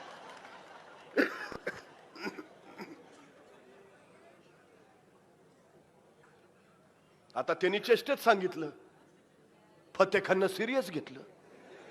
सही बात बोला तो, ऐसा ही करेंगे. पण फतेह खानच्या डोक्यात चक्र वेगळं. त्याला माहिती आहे हे वर येऊ देईनात, लढायला पुढे येईनात. तोपमारा केला तर तळातून किल्ल्यावर तोपमारा होईना. मग काय करावं लागेल. किल्ला जिंकायचा असेल तर त्याच किल्ल्याच्या उंचीचा दुसरा किल्ला समोर बांधावा लागेल. त्याच्यावर तोफा ठेवायच्या आणि मग तिथून त्या किल्ल्यावर डागायच्या, तरच किल्ला काबीज होईल. कौतुक करावं लागेल त्या फतेह खानचं. तब्बल 6 महिने त्या रामसेजच्या परिसरातली झाडं तोडत होता तो. आणि त्या तोडलेल्या झाडापासून रामसेज किल्ल्याच्या उंची इतका, त्या किल्ल्याच्या समोर त्याने एक लाकडी दमदमा उभा केला, ज्याच्यावर 50 तोफा ठेवता येईल आणि 500 सैन्य आरामात उभा राहू शकेल. 6 महिने काम चाललेलं. मराठी बघतायत, चालू द्या. 6 महिने झाले, लाकडी दमदमा तयार झाला. तोफा सुद्धा त्याच्यावर नेऊन ठेवल्या. फतेह खाननं सगळी तयारी झाल्याची खात्री केली. आता उद्या सकाळी सैनिक वर जातील आणि किल्ल्यावर तोफमारा चालू करतील. किल्ला काबीज. त्या रात्री फतेह खान निवांत झोपला. आणि बरोबर त्याच रात्री 101 मराठे परत गडखा उतरून खाली आले. सरळ फतेह खानच्या छावणीत घुसले. सपासप कत्तल चालू झाली. आक्रोश किंकाळल्या रोळ्या. फतेह खान कडबडून जागा झाला. क्या हुआ. छापा हुजूर. कौन थे. मराठे हुजूर. कहां गए.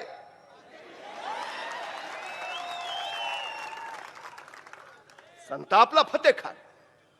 बस कुछ वक्त की बात है, वो अब हमारी हंसी उड़ा के गए, कल सुबह वो रोएंगे. दुसऱ्या दिवशी सकाळी 6 वाजता फतेह खान शाही हत्तीच्या अंबारीत बसला. 500 सैनिक त्या लाकडी दमदम्यावर केलं. तोफेत दारुगोळा ठसून भरला. वातान बाहेर काढली. आता फतेह खानची इशारा झाली की तोफमारा चालू. आणि फतेह खानची इशारा झाली. हातात मशाल घेतलेला एक सैनिक तोफेची वातान पेटवायला आला. आणि तोफेची वातान पेटवणार तोच रातोरात त्या दमदम्याखाली मराठ्यांनी पेरलेला सुरुंग पेटला. थोय थोय थोय थोय करत गेला आणि प्रचंड मोठा आवाज झाला. धडाम धूम. त्या 50 तोफा 500 मोगली सैन्याला घेऊन तो लाकडी दमदमा ढासळला आणि फतेह खानचे मनसबे गाडून तिथं शांत झाला. फतेह खान विरान, विवश आणि निराश नजरेने फक्त पाहत राहिला. त्या फतेह खान कडे बघत माझा रामाजी पवार कडाडला. फतेह खान, जाऊन सांग तुझ्या औरंगजेबाला, स्वराज्य जिंकायचा त्याचा मनसुबा त्या लाकडी दमदम्यासारखाच ढासळणार आहे. 4.5 वर्ष झाली, 5 वर्ष झाली, 300 मराठ्यांनी रामसेज अजिंक्यच ठेवला. शेवटी औरंगजेबाचं फतेह खानला पत्र आलं. तुम सिर्फ नाम के ही फतेह खान हो, काम के नहीं. आओ प्रमोशन. त्याला प्रमोशन वर उचलला. अब कौन जाएगा. उभारायला कासम खान किरमानी, हुजूर हम जाएंगे, हम लेंगे रामसेज. 20,000ची फौज घेऊन कासम खान किरमानी आला. रामसेजची झुंजत राहिला पण अवघड, अशक्य आणि कठीण. रामाजी आणि त्याच्या सैनिकांनी त्याचाही खुर्दा उडवला. तब्बल 5.5 वर्ष रामसेज अजिंक्यच राहिला. माझे शिवाजी महाराज सांगायचे, माझा एक किल्ला माझ्या मावळ्यांनी 1 वर्ष लढवला तर माझे सगळे किल्ले घ्यायला औरंगजेबाला 360 वर्ष लागतील.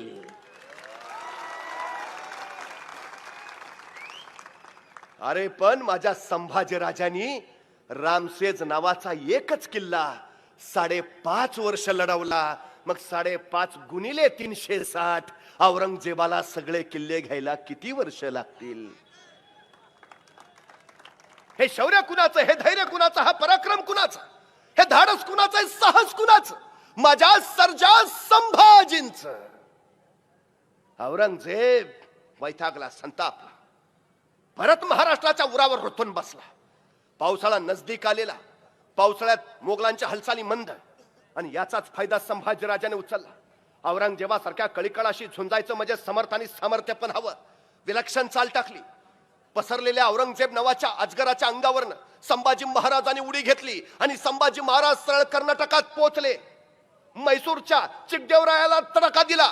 चिकदेवराय शरण आला. 1.5 कोटीची खंडणी त्यांनी संभाजी महाराजांना दिली आणि मैसूर काबीज करून संभाजीराजे पुढे सरकले. तंजावरचे व्यंकोजीराजे सोबत आले आणि मग बघता बघता मराठी फौजेनं सारा कर्नाटक काबीज केला. तिथून मराठी फौजा घुसल्या तामिळनाडमध्ये. तामिळनाडच्या मद्रासवर कब्जा मिळवला. मद्रासवर भगवा फडकला. कावेरीच्या तटावरचा पाषाणकोटही जिंकला आणि मग तामिळनाड काबीज करून मराठी फौजा संभाजींच्या नेतृत्वाखाली घुसल्या. आंध्र प्रदेशात आंध्रातले 80 राजे संभाजीराजांनी पराभूत केले. आंध्र प्रदेशवर भगवा फडकला.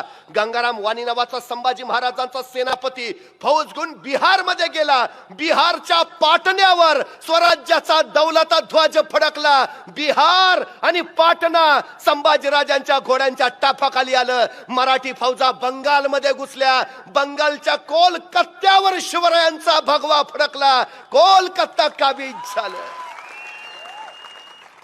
म्हणजे आताच्या हिंदुस्थानचा जर नकाशा बघितला तर महाराष्ट्र, कर्नाटक, गुजरात, हरियाणा, मध्य प्रदेश, गोवा, राजस्थान, आंध्र आणि तामिळनाड या 9 राज्यांवर संभाजी महाराजांची सत्ता आहे. या 9 राज्यांचा समावेश स्वराज्यात संभाजींनी केला आहे. या 9 राज्यांवर संभाजींच्या पराक्रमाचा भगवा फडकतो आहे. राहिला होता फक्त उत्तरेतला भाग आणि उत्तरेत आपलेच होते राजपूत. मिर्झा जयसिंहाचा मुलगा रामसिंह. संभाजी महाराजांनी त्यांना पत्र लिहिलं, सारी दक्षिण आम्ही काबीज केलीच आहे, उत्तरेत आपण आहात. संभाजी लिहितात, त्या यवनधमाला सांप्रत असं वाटू लागलंय आम्ही हिंदू तत्वशून्य झालोय. आम्हाला धर्माचा काही अभिमानच राहिला नाही. पण आम्ही आमच्या मातृभूमीसाठी आमचं सारं सर्वस्व, आमचा देश, दुर्ग, संपत्ती सारं पणाला लावायला तयार आहे. दक्षिण आम्ही काबीज केलीच आहे, उत्तरेत आपण आहात. या वक्ती जर आपण सहकार्याचा हात दिलात तर त्या औरंगजेबाला कारागृहात डांबणं शक्य होईल. काय महत्वाकांक्षा आहे माझ्या सर्जा संभाजींची, औरंगजेबाला कारागृहात डांबण्याची. आणि तेही कधी? औरंगजेब उरावर असताना. आणि दुर्दैव बघा, राजपूत मोकळे आहेत पण त्यांच्या म्यानातनं तलवारी काही मदतीसाठी बाहेर आल्या नाहीत. त्यावेळी राजपूत संभाजींच्या मदतीला आले असते तर हिंदुस्थानचा इतिहास फार वेगळा घडला असता. पण महाराष्ट्राचा राणा लढत राहिला आणि राजपूत मात्र आपला बाणा विसरून शांत बसला. याचं कारण एकच, संभाजीराजे लढत राहिले आणि राजपूत शांत बसले. याचं कारण एकच, शिवछत्रपती उत्तरेत नाही महाराष्ट्रात जन्माला आले. ही लढण्याची प्रेरणा त्यांनी दिली, ही मरण्याची प्रेरणा त्यांनी दिली. तेव्हापासून महाराष्ट्र मातीसाठी लढतो आहे आणि मरतोही आहे. मग विषय कारगिलचा असू द्या नाहीतर मुंबईवरच्या 26/11च्या दहशतवादी हल्ल्याचा, मातीसाठी शहीद होणाऱ्यांची सगळ्यात जास्त संख्या माझ्या याच महाराष्ट्रात आहे. हा वारसा दिला तो शिवशंभूनी दिला, तो आजही आम्ही तसाच पुढे नेतो. ही वस्तुस्थिती आहे. औरंगजेब वैतागला.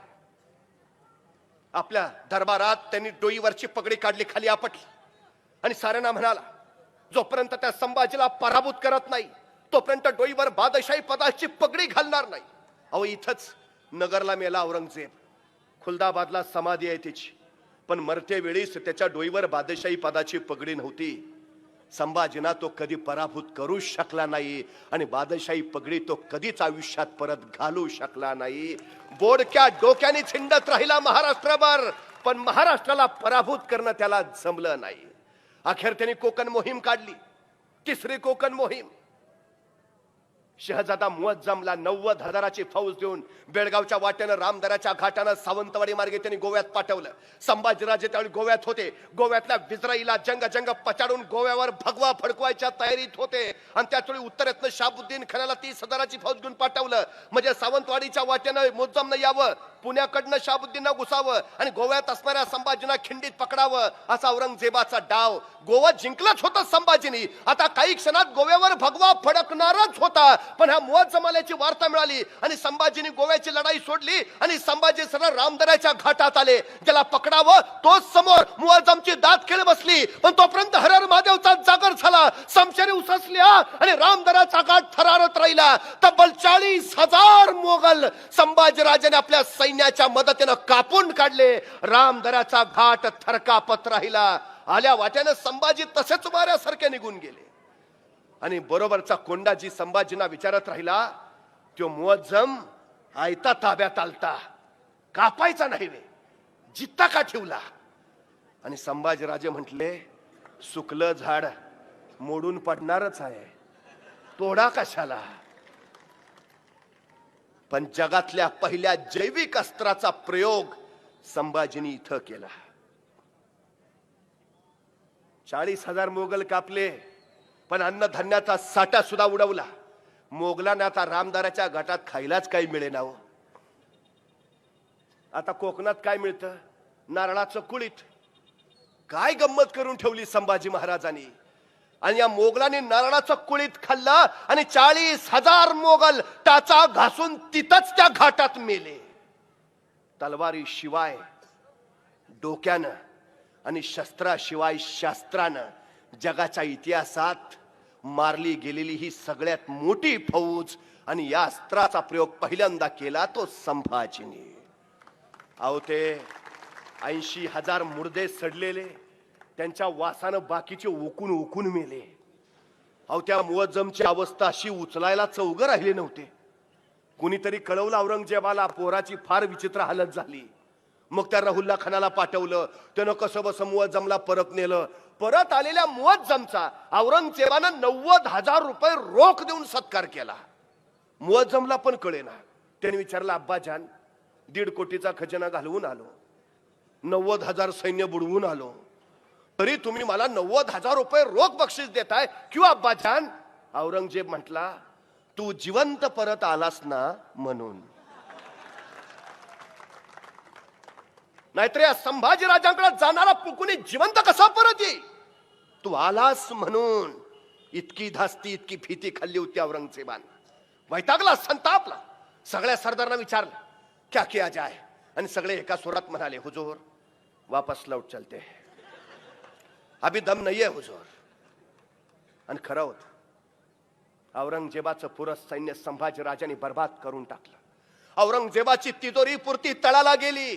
आता आणखी काही काळ या संभाजींबरोबर लढत राहिलो तर आपली कबर इथंच बांधली जाईल याची औरंगजेबाला खात्री पटली आणि अखेर औरंगजेबानं निर्णय घेतला, छोड देंगे दख्खन अभी. आणि औरंगजेबानं दख्खन सोडला. 4.5 वर्षामध्ये संभाजींना जंग पछाडलं, पण संभाजी औरंग्याच्या डोक्यावर पाय देऊन भगवा डौलानं फडकवतच राहिला, आपल्या समशेरीचं शौर्य दाखवत राहिला. ना कुठला गड गेला, ना कुठली जमीन, स्वराज्य फक्त वाढत राहिलं. अहो शिवाजी महाराजांच्या काळात जेवढं स्वराज्य होतं त्याच्यापेक्षा 5,000 किलोमीटरनी संभाजीराजांनी स्वराज्य वाढवलं. शिवाजी महाराजांच्या काळात जेवढा खजिना होता त्याच्या 5 पटीने संभाजीराजांनी विस्तारला. शिवाजी राजांच्या वेळी जेवढे किल्ले होते ते राखलेच, पण खोलगड, मर्दनगड सारखे काही नवे किल्ले बांधले. आपल्या 9 वर्षाच्या कारकिर्दीत संभाजी महाराजांनी 240 लढाया केल्या, पण एकाही लढाईत पराभूत न होणारा राजा गिनीज बुकला फक्त संभाजी राजांचीच नोंद घ्यावी लागली. जो कधीच हरला नाही, ज्याने कधी पराभव पत्करला नाही, जो नमला नाही, जो झुकला नाही, जो वाकला नाही, जो असीम धडाडीनं स्वराज्य संवर्धनासाठी लढत राहिला, तो सर्जा संभाज. मोगल वाकवले, इंग्रज नाचवले, पोर्तुगीज झुकवले आणि जंजिराचा सिद्धी दर्यात बुडवला. एक नाही, दोन नाही, तब्बल 12 घड्यावर हा छावा निकडाची पंजे फाड करत राहिला आणि आपल्या शौर्याची पताका फडकावत राहिला. सर्जा संभाज. स्वराज्य अफाट उंचीवर पोहोचवलं या राजानं. शिवराय डोळे भरून आशीर्वाद बरसू लागले. दख्खन सोडलेला औरंगजेब इथून गेला तो वळाला आदिलशाहीकडे. अवघ्या एका वर्षात त्यांनी आदिलशाही जिंकली. मग वळाला गोवळकोंड्याकडे. अवघ्या एका वर्षात त्यांनी गोवळकोंडा जिंकला. म्हणजे आदिलशाही जिंकायला औरंगजेबाला 1 वर्ष पुरतं, गोवळकोंडा जिंकायला औरंगजेबाला 1 वर्ष चालतं. मग स्वराज्य त्याला 9 वर्ष जिंकता येत नाही का? संभाजीराजांमुळे, संभाजीराजांच्या शौर्यामुळे. पण आदिलशाहीने गोवळकोंडा जिंकलेला औरंगजेब आता 2 ग्लुकॉन्डी पिल्यासारखा एनर्जी घेऊन आला. वळाला दख्खनकडे. पण त्याला माहिती आहे उघड्या मैदानात संभाजींना पराभूत करणं कठीण. पण त्याच वेळी संभाजीने एक विलक्षण चाल टाकली. संभाजीराजे गोवळकोंड्यात होते त्याच वेळी संभाजीराजाने औरंगजेबाचा मुलगा अकबर त्याला हाताशी धरून एक नवी चाल टाकली. सगळ्यात महत्वाची, त्याने अकबरला सांगितलं की तू इथून सरळ इराणला जा, इराणच्या शाहबाजची मदत घे. 70,000ची इराणची फौज घेऊन तू दिल्लीवर आक्रमण कर. म्हणजे इराणचा शाहबाज जर दिल्लीवर आक्रमण करता झाला असता तर गोवळकोंड्यात लढणारा औरंगजेब दिल्लीच्या रक्षणासाठी महाराष्ट्रात न येता थेट दिल्लीला गेला असता आणि महाराष्ट्र त्याच्या तावडीतनं सुरक्षित राहिला असता. काय विलक्षण चाल होती. आणि त्या पद्धतीनं त्या चालीनुसार संभाजी महाराजांनी अकबराला राजापूरच्या बंदरात जहाजात बसवलं. इराणला जा, शहाबाजचं सैन्य घे आणि दिल्लीवर आक्रमण कर, म्हणजे औरंगजेब सरळ दिल्लीकडे येईल. संताजी घोरपडेंना त्यांनी उत्तरेत थांबवलं 40,000ची फौज घेऊन. औरंगजेब दिल्लीकडे निघाला की सरळ त्याच्या फौजीवर हल्ला चढवा. तुम्ही हल्ला चढवताय तोपर्यंत महाराष्ट्रात मी ताज्या दमाची फौज घेऊन औरंगजेबाच्या पाठलागावर येतोच आहे. दिल्लीच्या पोचायच्या आधीच औरंगजेब संपू. अफाट आणि महत्वाकांक्षी चाल. अकबर त्या चालीचा प्रयोग यशस्वी करायला राजापूरच्या बंदरातनं जहाजात बसून निघाला. पण दुर्दैव बघा, या अकबराचं जहाज इराणला पोचायच्या ऐवजी ते भरकटलं आणि मस्कतला पोचलं. 6 महिने अकबर मस्कतलाच अडकून राहिला. आणि मस्कतवरनं निघून अकबर ज्यावेळी इराणला पोहोचला तोपर्यंत संभाजीराजे औरंगजेबाकडून पकडले गेले होते. संगमेश्वरामध्ये औरंगजेबानं संभाजीराजांना जेरबंद केलं होतं. नियतीचा फेरा बघा. जर अकबराचं जहाज भरकटलं नसतं, तो मस्कतला पोहोचण्याऐवजी इराणला पोहोचला असता आणि दिल्लीवर आक्रमण झालं असतं, तर आज संभाजी महाराजांनी दिल्लीवर भगवा फडकवत ठेवला असता नव्हे, संभाजीराजे दिल्ली पती झाले असते. पण इतिहासात जर तरला स्थान नाही, अजिबात नाही. उघड्या मैदानात संभाजींना पराभूत न करू शकणाऱ्या औरंगजेबाने संभाजीराजांना संगमेश्वरात मोजक्या सैन्यांशी असताना पकडलं. बहादूरगडाला आणलं आणि संभाजीराजे गिरफ्तार झाल्याची वार्ता औरंगजेबाला कळाली. आनंद औरंगजेब बहुत खूब लाया जाए उसे शानो शौकत से, पहना जाए तख्ता कुला.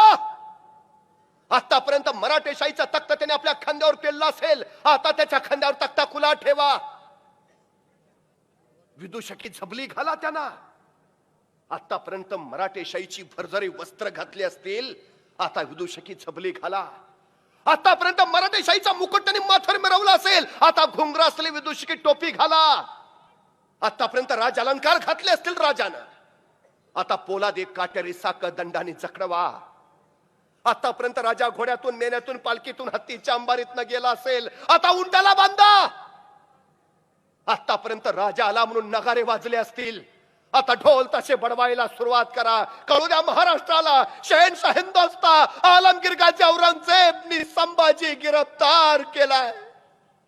आणि बरहुकुम बहादूर गडावर निघाली धिंड संभाजी राजांची.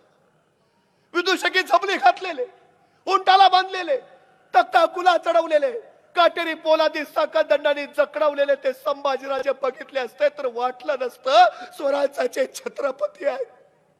अरे कुणाच्या वाट्याला ही विटंबना, कुणी सोसला हा यातनांचा दाह. इतिहास एकच नाव सांगतो, संभाजी, फक्त संभाजी. निघाली धिंड वाचत गाजत, पण सगळ्या यवंदाचा कल्लोळ माजला होता. ज्यांनी 9 वर्ष औरंगजेबाच्या दिमागात सैतानी गोंधळ घातला, तो संभाजी आहे कसा, चालतो कसा, बोलतो कसा, दिसतो कसा, कोण कोणाच्या घरावर, कोण कोणाच्या खांद्यावर, कोण कोणाच्या झाडावर बसून बघतायत संभाजी कसा आहे. अचानक कुठून तरी भिरभिरणारा दगड यायचा, संभाजींच्या छातळा जायचा, रक्ताचे चिलकांडी यात्रायचा, कल्लोळ उडायचा. कुणीतरी यायचं अंगावर थुकायचं, कुणीतरी यायचं कधी शिवी हसडायचं, कुणीतरी यायचं उंटाची शेपटी पिरगळायचं, उंट थया थया नाचायचा, अंगावरचे काटरी साखळदंड टोचायचे, बोचायचे, चागोचागी जखमा करायचे. कुणीतरी यायचं तलवारीच्या पात्यानं अंगावर रेषा उठवायचं, रेषेबरोबर रक्ताची धार लागायची. मुद्रा मुद्रा रक्त मुद्रा उमटवत निघाला होता छावा. अरे किती सोसावं, किती. हनुमानाला शेंदूर फसावा तसा रक्तानं माखला होता संभाजी.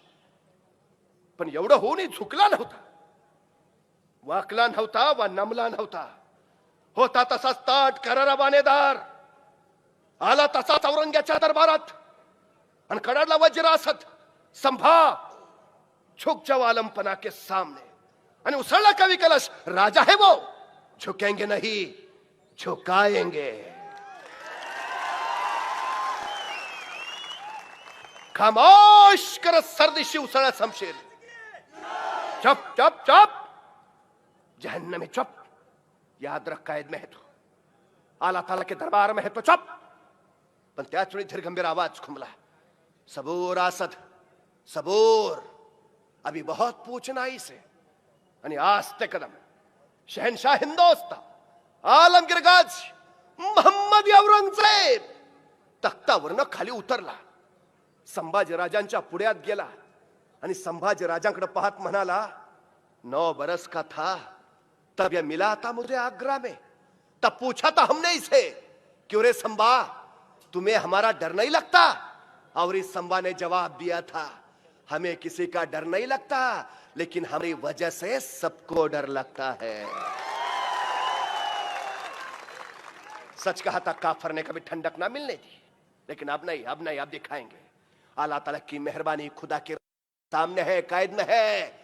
आणि त्या खुदाचे आभार मानायला औरंगजेब गुडघे टेकून खाली बसला. नमाजाच्या रुकाता पडायला लागला आणि नमाजाच्या रुकाता पडणाऱ्या त्या औरंगजेबाकडे बघून संभाजी राजा कवी कलशानं म्हणाला, कवीजी, कवी आहात आपण, मग या या या प्रसंगावर सुचते का एखादी कविता.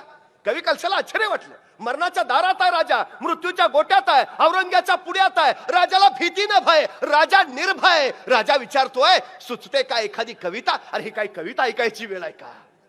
पण कवीजी म्हणले, हा राजे का नाही. आणि कवी कलशाने कविता ऐकवायला सुरुवात केली.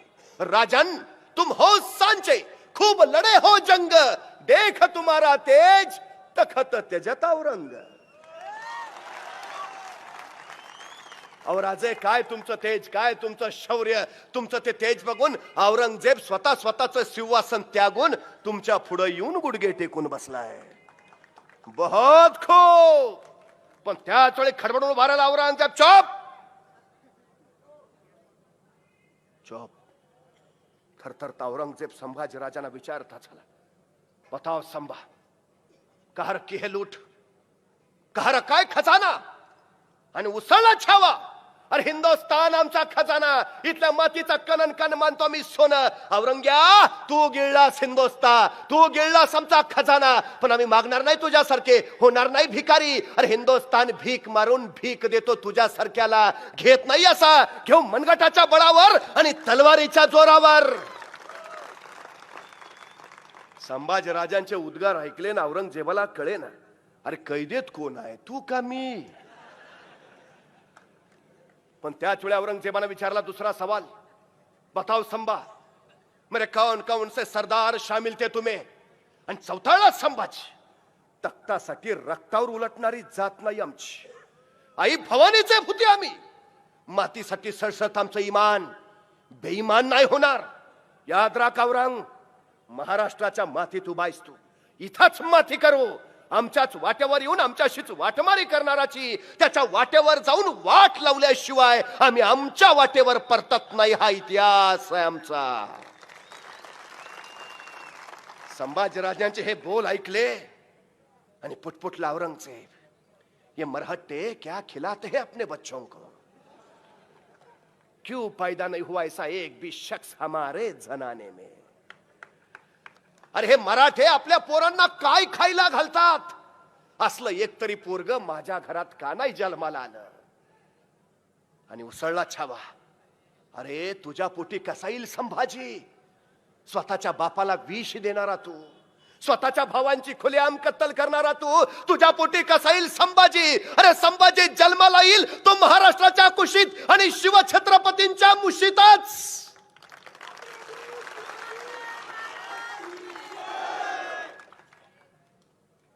वैतागला औरंगजेब, ले जाओ इसे, ले जाओ इसे हमारे नजरों के सामने से, निकाल दो ये आंखें जलाती है हमें, काट डालो इसकी जबान बोलती बहुत है, जाओ हश्र करो उसका. आणि संभाजीना तिथून नेलं गेलं. वडबुद्रुक तुळापूरच्या वधस्तंभाला बांधलंय. सुरू झाला अनन्वित छळ. पण औरंगजेब सावध होता. ये शिवाजी और संभाजी, शेर और छावा कब फिसल जाएंगे हाथों से पता नहीं चलेगा. आगरा से शिवाजी ऐसे ही निकल गए थे, ये संभाजी भी ना जाए ऐसे तो क्या किया जाए? ये संभाजी चुंगल से ना भाग जाए हुजूर, आके निकाल देते हैं इसकी. अनुभव गाठीशी होता औरंगजेबाच्या. शिवराय आग्र्यातनं निसटण्यात यशस्वी झाले, पण संभाजी आता होता कामा नयेत. सुरू झाला अंमल, डोळे काढायचा आणि हातामध्ये लालबुंद तप्त सळ्या घेऊन निघाले हपशी. धुरांच्या रेषा हवेत टाकणाऱ्या त्या लालबुंद तप्त सळ्या संभाजीराजांनी बघितल्या आणि कळून चुकले. डोळे जाणार, मिटले डोळे. अरे डोळ्यासमोर भरायले राजा शिवछत्रपती. याच डोळ्यांनी पाहिलं होतं स्वराज्य, याच डोळ्याने घेतलं होतं दर्शन शिवछत्रपतींचं, याच डोळ्यांनी पाहिली ती स्वप्न स्वराज्य संवर्धनाची, याच डोळ्यांनी केल्या होत्या इशारते आपल्या मावळ्यांना. तेच डोळे, उघडले डोळे, डोळ्यासमोर दिसल्या लालबुंद तप्त सळ्या. आल्या जवळ, अगदी जवळ, घुसल्या आत. चर्र नुसता आवाज घोंगावला. सळ्या गेल्या आत आत आत, निघाल्या त्याच वेगात बाहेर. डोळ्या नव्हत्या कुठंच, उरल्या होत्या नुसत्या खोबण्या, काळ्या काळ्या कवीन, उग्र उग्र दर्प बाहेर फेकणाऱ्या.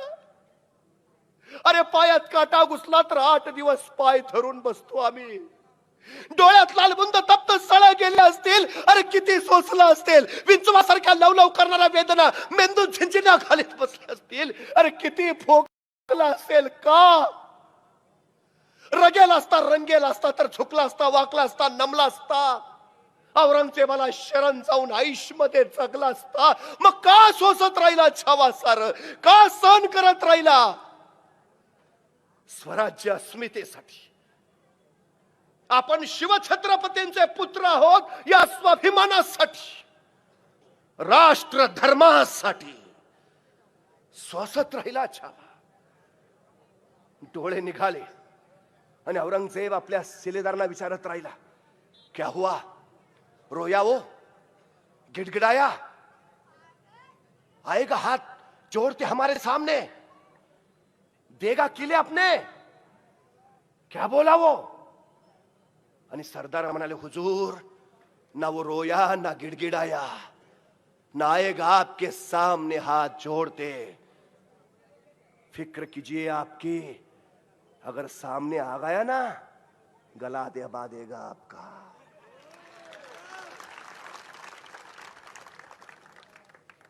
बहुत बक रहा है आपके बारे में, गालियां दे रहा है हुजूर। आणि संतापला औरंगजेब, काट डालो उसकी जबान, काट डालो उसकी जबान। आणि सुरू झाला दुसरा हननवित छळ। आज्ञा होती जबान छटायची, हातामध्ये नंगी लखलखती तलवार घेऊन आले हापशी, जबान छटायची, पण संभाजींचं तोंड बंद, जबान छटणार कशी?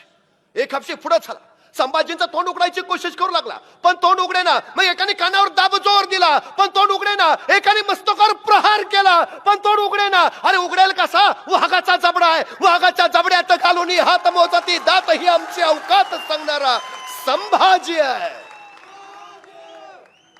मग मात्र एका हापशाने युक्ती केली, संभाजींचं नाक दाबून धरलं, श्वास कोंडला आणि श्वासासाठी ओठ हल्ले, जीभ लवलवली। त्या संधीचा घेतला फायदा, सांडशी घुसली आत, सांडशीत पकडली जीभ, ओढली बाहेर, नंगी तलवार लकलकली, चालली साप।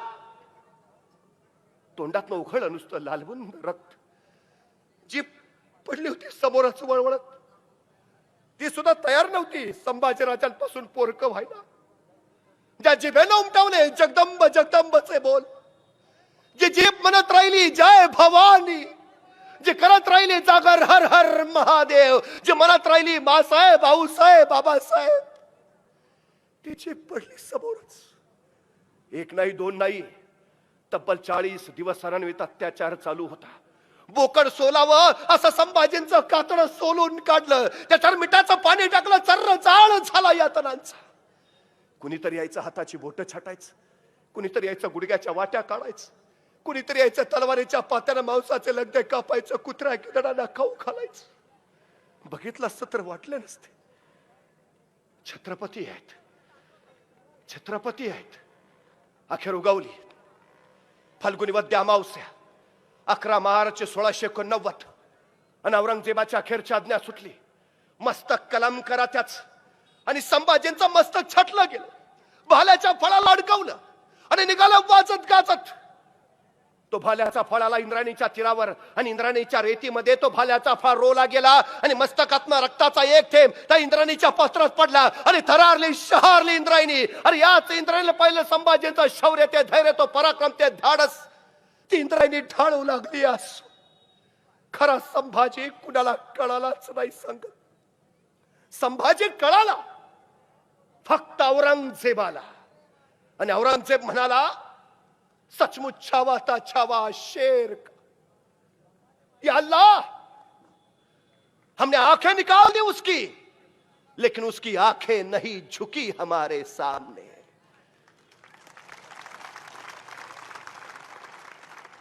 हमने जबान काट दी उसकी, लेकिन उस जबान से उसने मांगे नहीं रहम के 2 लफ्ज। हमने हाथ तोड़ दिए उसके, लेकिन नहीं फैलाए उसने अपने हाथ हमारे सामने। हमने पांव काट दिए उसके, लेकिन नहीं टेके उसने अपने घुटने हमारे सामने। सचमुच छावा था छावा शेर का। या अल्लाह, होंगे कामयाब कभी, ऐसे ही लौटना पड़ेगा खाली हाथ दहलने। आणि तेच झालं। संभाजी राजांच्या मृत्यूने पेटून इथला एकलकला एक एक मावळा बनला पुन्हा संभाजी, आणि राजाशिवाय प्रजा लढत राहिली। तब्बल 14 वर्ष औरंगजेबाशी झुंजत राहिली। महाराष्ट्र घ्यायला लावता औरंगजेब, अरे महाराष्ट्र सोडा, स्वतःला गाडण्यापुरती 3.5 हात जमीन घेऊन अखेर कायमचा तो इथंच शांत झाला।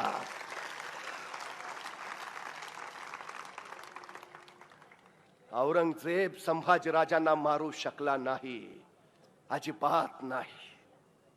संभाजीनी हे स्वतःहून स्वीकारलेलं मरण आहे, कारण स्वराज्याची परिस्थिती अशी होती। संभाजी राजांना माहिती आहे,